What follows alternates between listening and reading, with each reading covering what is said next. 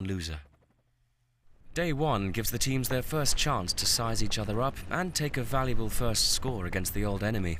Some have raced each other before, but never have these exact teams done battle together.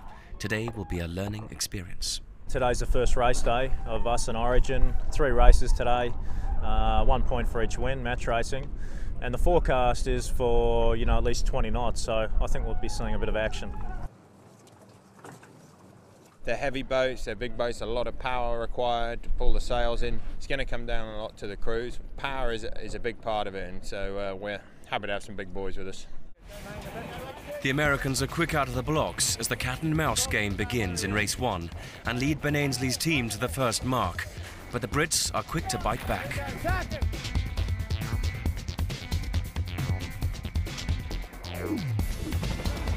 BMW Oracle ahead as the bow goes down. The British boat has now caught up behind them.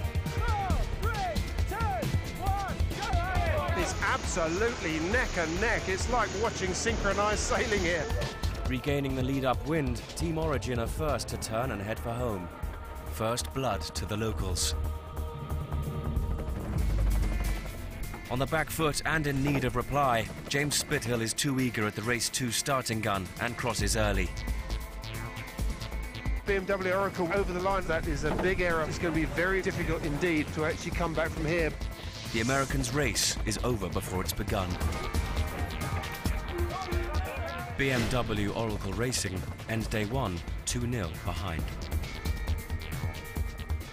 It's a tough day. It was breezy. I think you see how hard these boats are to sail when it's this breezy. It's hard for all of the crew. But yeah, we had a good day. We did a good job as a team, so we're happy. Each team is made up of 17 sailors crammed together in the small space on board an America's Cup racing yacht. Every sailor has a specific job, and split up into teams, they work together as units with responsibilities for each section of the boat. The foredeck team takes control of the front of the boat, changing and packing sails, organizing the ropes and lines that control and support them, and helping the teams at the rear judge distance and precise position during the race. It's a tough, physical and wet occupation. The middle of an America's Cup yacht is the engine room. This is where the strongest, biggest sailors ply their trade. The grinders who hoist, drop, tack and jibe the boat's huge sails. With periods of inactivity followed by intense bursts of energy, it's a brutal, demanding position. The afterguard at the back of the boat is the brains. Here the strategist, navigator and skipper make the tactical calls, and the trimmers and runners keep the boat sailing at high speed in all conditions. Working together like clockwork is the difference between winning and losing. Day 2's match racing puts the team's ability to work as a unit to the test again. Every move must be precise, fast, error-free. Team Origin cross the line in front of their American rivals and lead at the first turn. The Brits come around the top mark with a comfortable lead. Well, so it looks like it is pretty much over now, unless something drastic goes wrong on board the Team Origin boat. BMW Oracle never recover, giving the British team 3 wins from 3 starts. But James Spithill is out for revenge. An attacking duel on the first leg upwind on race 2 produces some classic match racing action. This is going to get quite spicy because they're both getting pretty close together. There was a protest and that's just been green flagged, and that has translated what was a very slim lead into a slightly bigger slim lead. Both teams are evenly matched downwind, but at the bottom mark, Ben Ainsley slips inside and steals the lead from the Americans. The duel continues with multiple protests and close quarter action, but Team Origin hold on to win by a narrow margin. It's going to be very, very tight indeed. They just about managed to pip the Americans to it. No, it's an amazing race. I think it's one of the closest, most exciting races I think I've ever been in my life, to be honest. About 20 penalty the protest flags going up, both boats going at each other, hammer and tongs. It was just fantastic. Rig failure writes the British team out of the final race, but they lead the series with 4 wins to 1. 2 days match racing has given the teams a chance to tune their performances, but their racetrack has been the sheltered waters between Cowes and the English mainland. Tomorrow they will recreate history and sail around the island, where the course will be very different indeed. The waters around the Isle of Wight swirl in a unique tidal pattern with hidden currents and shoreline features that make careful navigation a must. Roger Downer has been fishing here for nearly 40 years and knows the local waters like the back of his hand. I fish for oysters through the winter months, and then I take the tourists out from about May till about September. Don't normally need a chart to find my way around. The tides run different sides of the Solent, they run different ways. Nice mackerel for my tea, and there's a few sort of ledges and bits around the islands that you could come to grief on and that. You sort of got to know where you're going, otherwise you can look a bit of a fool.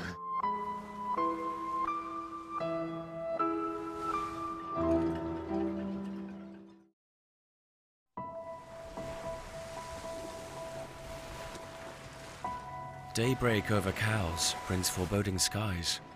Down on the dock hangs an air of history and expectation as the teams prepare.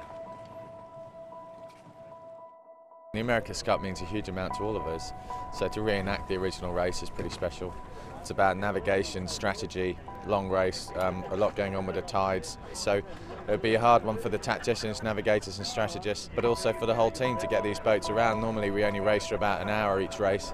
This race should take about 6 hours, so it'll be a real endurance battle as well. Every time you step on one of these boats, it's hard work, but yeah, today I think particularly more so. I guess in a way it's like taking a Formula One car and taking it around a rally course, really. Like, these boats aren't set up to do this at all, so it's going to be pretty interesting to see how the trimmers and Ben sort of manage the machine, and it's certainly going to raise some different challenges that we've never had before on these boats. It's already windy in the Solent as the boats cross the start line and head out towards the east side of the island. The course will take them clockwise round the Isle of Wight, following the same ancient route set out over a century ago. In spite of the long race ahead, both teams can't resist racing hard as they speed downwind towards the east side of the island. Sandbanks lurk menacingly near the surface. They're heading towards the deeper water. This is a navigator's race as much as anything else. The tight match racing duels which have dominated the first 2 days continue as James Spithill draws the first penalty of the day from the British team. But Ben Ainsley's men soon have more than a penalty to worry about. We had a mistake and got the kite caught on the keel and rudder. One of the boys did the play of the day and jumped in and got it off. It might have a cold lap of the island. Bit of action though. By the time the boats round the first corner, BMW Oracle have a huge lead.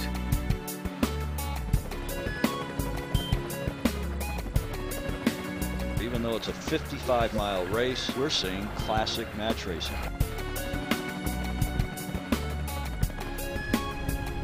Conditions are wet on the south side of the island, but racing remains intense.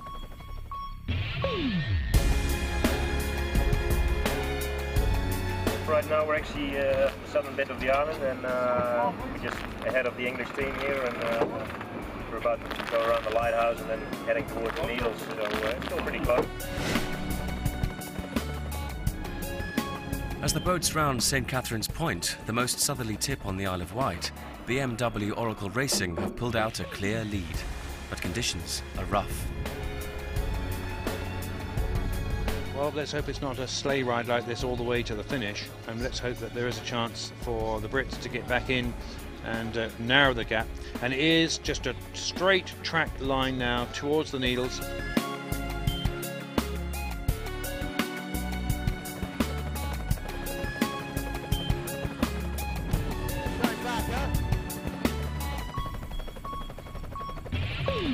As the boats approach the iconic Needles Lighthouse, the Americans have a commanding lead. Team Origin have more damage. The foredeck team work quickly to replace the torn spinnaker, and the British boat turns for home, but their rivals are already on the home straight.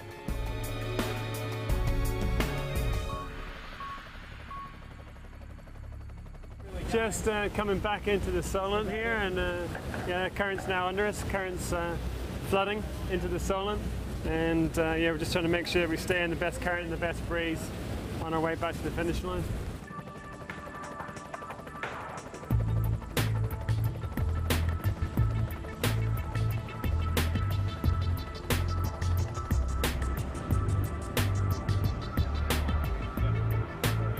On the battlements of the Royal Yacht Squadron, race officials scour the horizon for the teams. After 5 hours and 60 miles of racing, the Americans crossed the line first. Good job, boys. America wins its second consecutive race around the Isle of Wight in 159 years. I think it's a pretty nice event to have, you know, that round the island race as part of the history, because it does mean a lot. You know, this is where it all started, and it's exciting to be involved in this first event to, you know, get it going again. We always thought it'd be tough on the boats, especially going around the back of the island. And we had a few issues, but really good. Plenty of action. We did a good job to fight hard and keep it close. They sailed a great race, so they deserve the win. For the US team, winning the 1851 Cup is more than just a race victory. It's the rewriting of a sporting legend.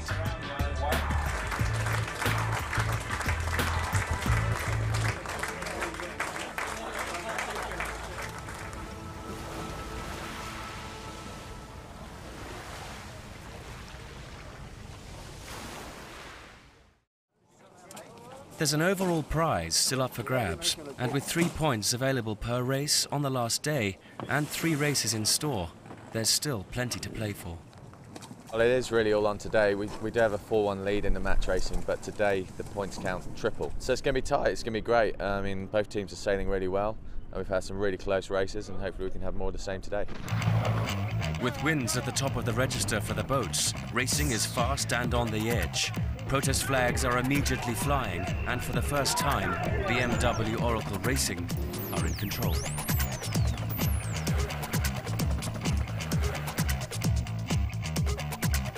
Spithill and his American team take their first match race win, and with triple points on the final day, the scores are suddenly level.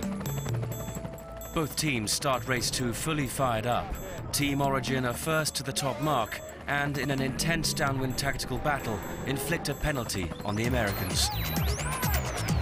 Spithill's only choice now is to hit back with a penalty to the Brits. 2 of the best teams in the world. It's just fascinating. That was PhD, an advanced match racing. Though they are first over the line, BMW Oracle's penalty hands another win to Team Origin. In the final race of the series, the British team stamps its authority.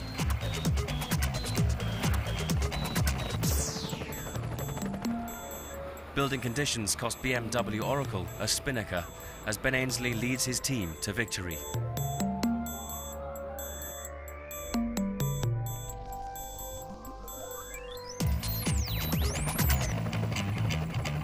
They sailed really well. I mean, you know, they are the American Cup holders, and there's a good reason for that. And they're a great sailing team, and they've given us a really hard time this week, but it's been great racing. Well done, mate. Nice, nice. That's better. Good work, Jules. A full credit to the Origin guys. They sailed very, very well in the match racing series, and you know, deserved to win today, that's for sure. For Ben and the British team, taking the overall prize is a huge victory and a significant step forwards on the path towards the next America's Cup.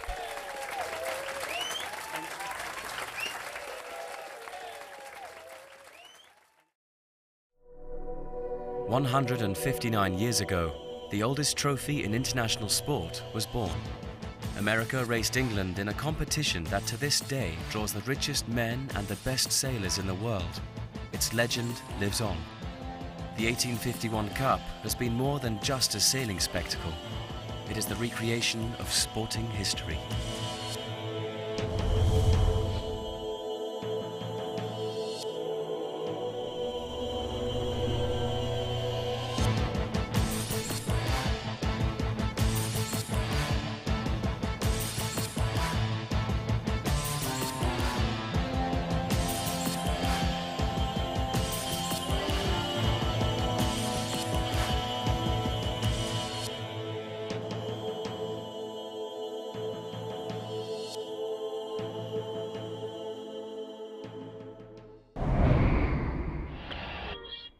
women.